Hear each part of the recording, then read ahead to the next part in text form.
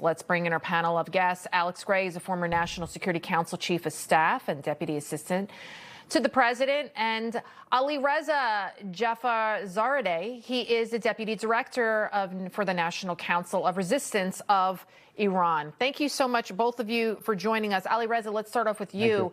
Secretary Rubio says Iran is weaker than it's been in recent history and that the U.S. is poised to block any path to it obtaining a nuclear weapon. From where you sit, what do you think? Are we actually close to taking that threat off the table? Well, certainly as far as the Iran regime is concerned, their actions has shown that they remain to be focused on developing nuclear weapons, their missile program, their drone program, supporting their terrorist groups, the Houthis in Yemen, the Shiite militias in Iraq, Hezbollah in Lebanon, and continue to suppress their own population.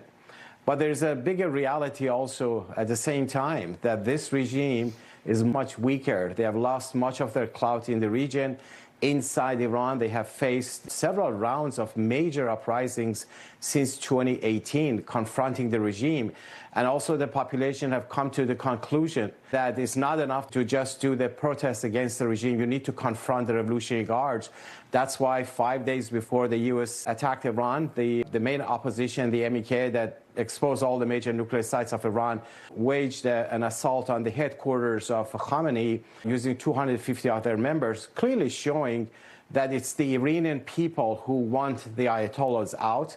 There is a very strong desire for change in Iran, but also there is a mechanism, there is a capability and intent to bring down the regime from within. That's where the focus should be. It certainly should be. And Alex, speaking of tactics, we saw that this week that Iran dropped the age of those participating in its effort to fight. They dropped the age down to 12 years old.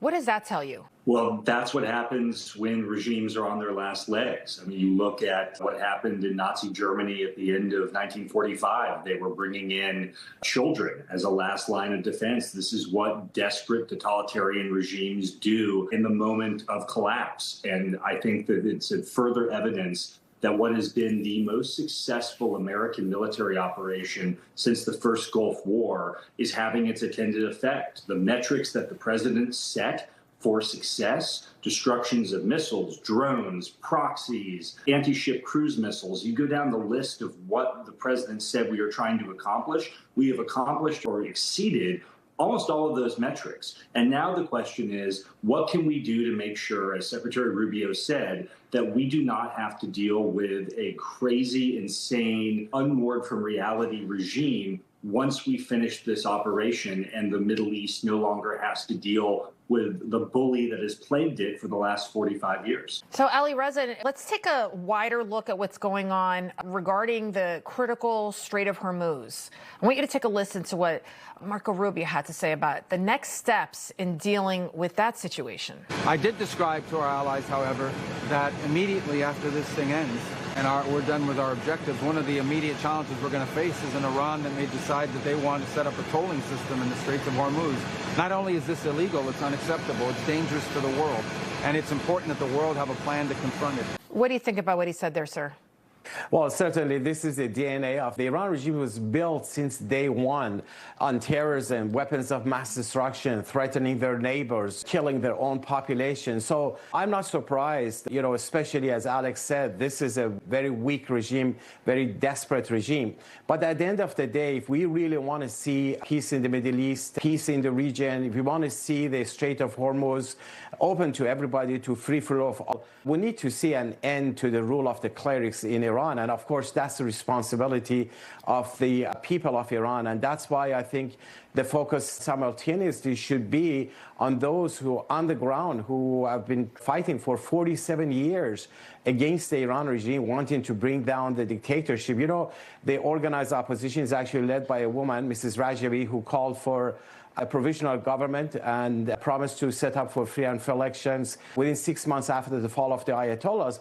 But she has specifically said that during that period, The country will be run based on the 10-point platform that separates religion from state, equal rights for men and women, freedom of religion, freedom of political parties, free market economy, peace in the Middle East, right, and non-nuclear Iran.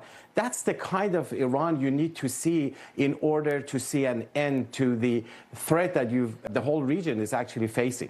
And we did see, though, Alex, an Iranian attack on a Saudi base, injuring approximately 300 U.S. troops, and more American forces are expected to arrive in the Middle East there. So the president says we are winning this war. 13 U.S. service members, we know, confirmed dead thus far, but 300 service members wounded in this war.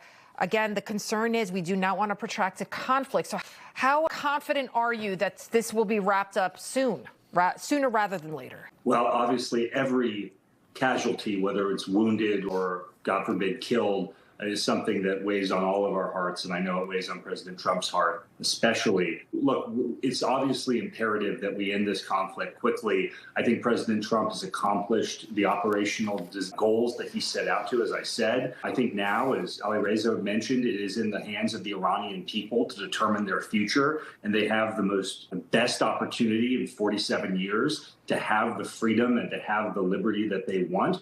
The question here is the Iranian theocracy, is the leadership in control today, are they actually going to be able to negotiate in good faith? President Trump has made it clear that he is willing to come to some sort of conclusion to bring the immediate combat stage of this to a conclusion. I think the biggest question here is the people he's talking to on the other side through intermediaries, are they actually able to deliver on the things that they say they're able to deliver on? To me, that's the biggest question, and that's what's going to determine how long this operation has to continue.